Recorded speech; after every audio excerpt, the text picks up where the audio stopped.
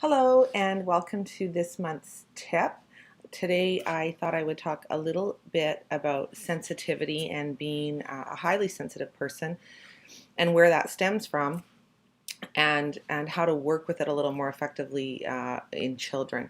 I myself am incredibly sensitive, as is one of my little boys. And I actually work with a lot of very, very sensitive people. And in our Western society, I really believe that sensitivity is undervalued because folks who are sensitive tend to express a little bit more emotion, or they feel things a little more deeply. And I see this being made wrong quite often, but my theory is that we live in a world that where many people are very, very defended and they're uncomfortable with that kind of vulnerability. But there's such a huge gift in this if those of us who are sensitive can learn to work with it effectively. And I do really believe that the world does need more sensitive folks and more empathic folks as well. So what I recently learned, and this was incredibly helpful when it came to parenting my older son, Jake, who is an incredibly sensitive little guy, is that uh, something can happen during birth or during the prenatal period where a part of the brain that's called the reticular activating system either gets damaged or it doesn't get turned on.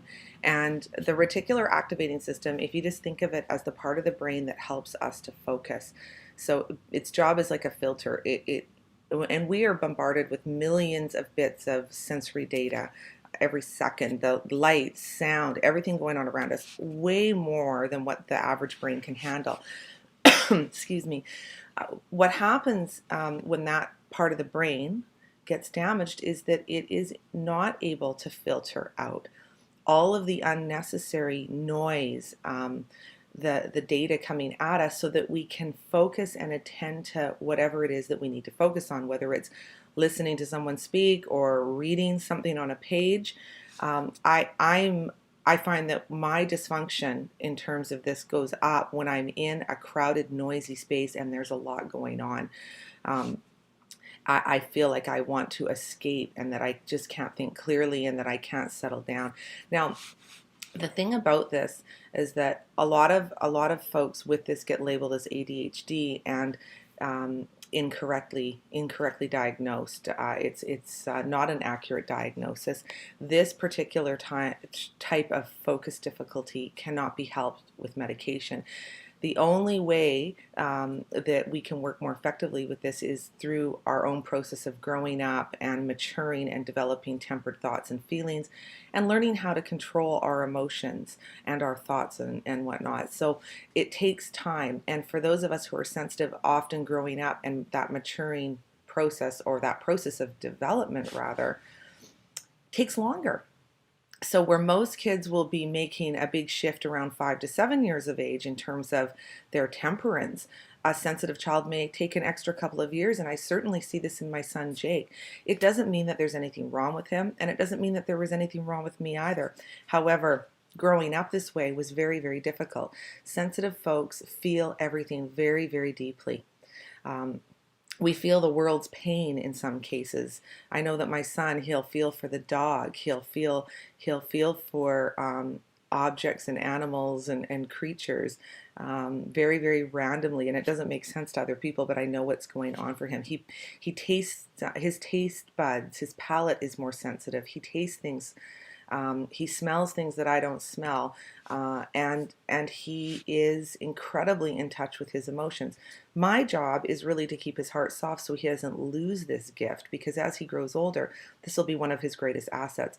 But for those of us who are sensitive, it takes we get wounded much, much more easily, so there is a potential to become defended more easily and more quickly, because we feel things so deeply. The defenses go up as a way of survival. This is how we survive. And so I often ask myself if, many of the bullies I've met in my life were once highly sensitive people that defended very, very quickly because it was just overwhelming and too much.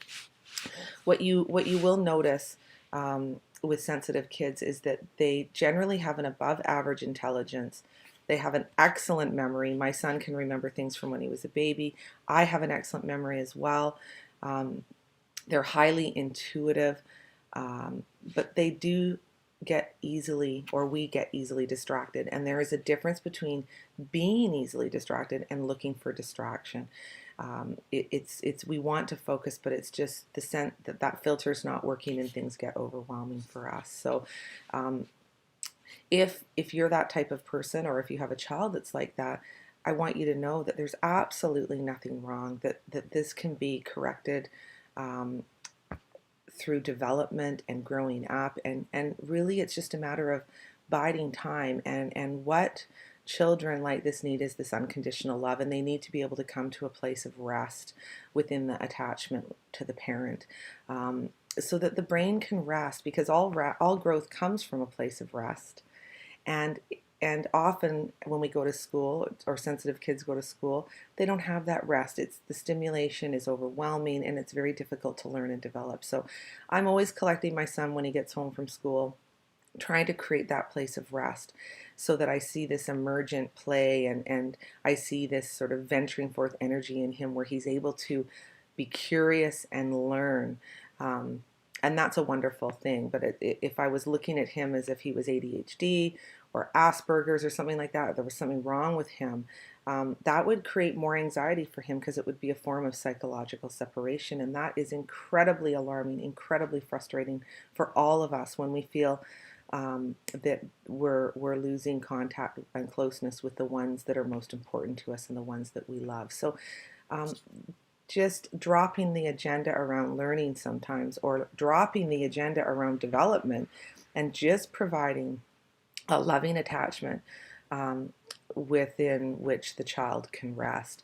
And if you're a grown-up who is like this, it's a matter of being able to normalize it for yourself, and knowing that, sensitivity is a beautiful thing. Being in touch with our feelings is a beautiful thing, and that we feel things that others don't, perhaps.